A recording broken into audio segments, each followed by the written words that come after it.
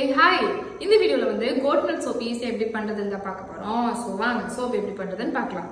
இந்த சோப் செய்கிறதுக்காக நான் 3 ஆயில்ஸ் தான் இன்றைக்கி யூஸ் பண்ணியிருக்கேன். ஃபர்ஸ்ட் ஒன் வந்து கோகனட் ஆயில் 37.5 கிராம்ஸ் எடுத்திருக்கேன். செகண்ட் ஒன் வந்து கேஸ்டர் ஆயில் 3.75 கிராம்ஸ்க்கு எடுத்திருக்கேன். தேர்ட் ஆயில் வந்து ஆலிவ் ஆயில் 34 கிராம்ஸ்க்கு எடுத்திருக்கேன். ஸோ இந்த 3 ஆயில்ஸுமே எடுத்துகிட்டு ஒன்ஸ் நல்லா மிக்ஸ் பண்ணிவிட்டு இதில் ஒரு 5 கிராம்ஸ் அளவுக்கு கோட் மில்க் வந்து நான் ஆட் பண்ணிக்கிறேன். கோட் மில்க் பதிலாக நீங்கள் எந்த மில்க்னாலும் ஆட் பண்ணிக்கலாம். 5 கிராம்ஸ்க்கு ஆட் பண்ணால் போதும்.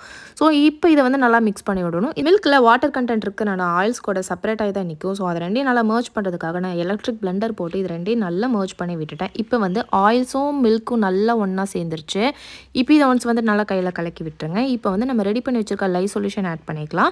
இதில் 11 கிராம் காஸ்டிக் சோடாவில் 15 கிராம் டிஎம் வாட்டர் மிக்ஸ் பண்ணிவிட்டு இந்த சொல்யூஷன் நான் ரெடி பண்ணி வச்சுருக்கேன். இதை வந்துட்டு ஆட் பண்ணிவிட்டு நல்லா ஒன்ஸ் கையிலே மிக்ஸ் பண்ணி விடணும்.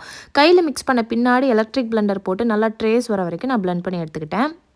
ரொம்ப நேரம் பிளெண்டர் போட்டால் நல்லா திக்காயிரும். ஸோ அந்தளவுக்கு வேணாம், ஒரு நிமிஷத்துக்கு மட்டும் போட்டு எடுத்துக்கலாம். இப்போ இந்த பேட்டரை நல்லா கையில் மிக்ஸ் பண்ணி விட்டுட்டு ட்ரேஸ் வந்துடுச்சான்னு செக் பண்ணிவிட்டு இப்போ இதில் வந்துட்டு நான் எசென்ஷியல் ஆயில் ஆட் பண்ணுறேன். ஒரு 2 கிராம்ஸ் அளவுக்கு எண்ணி எசென்ஷியல் ஆயில் வேணால் ஆட் பண்ணிக்கலாம். நான் வந்து இன்றைக்கி லாவெண்டர் ஆட் பண்ணேன்.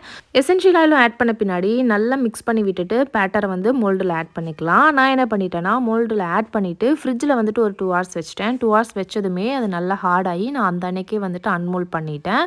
இதை வந்து க்யூரிங்க்கு 45 டேஸ் வைக்கணும். 30 to 45 டேஸ் நம்ம வச்சுட்டு அதுக்கப்புறமா pH டெஸ்ட்டு, பேட்ச் டெஸ்ட்டு எல்லாம் செஞ்சுட்டு நம்ம யூஸ் பண்ணிக்க ஆரம்பிச்சுக்கலாம். சோப் அன்மோல்ட் பண்ண பின்னாடி அதோட ஃபைனல் அவுட்புட் வந்துட்டு இப்படி தான் இருந்துச்சு. ஸோ ஃபைனலி நம்மளோட கோட் மில்க் சோப் வந்துட்டு ரெடி ஆகிடுச்சு.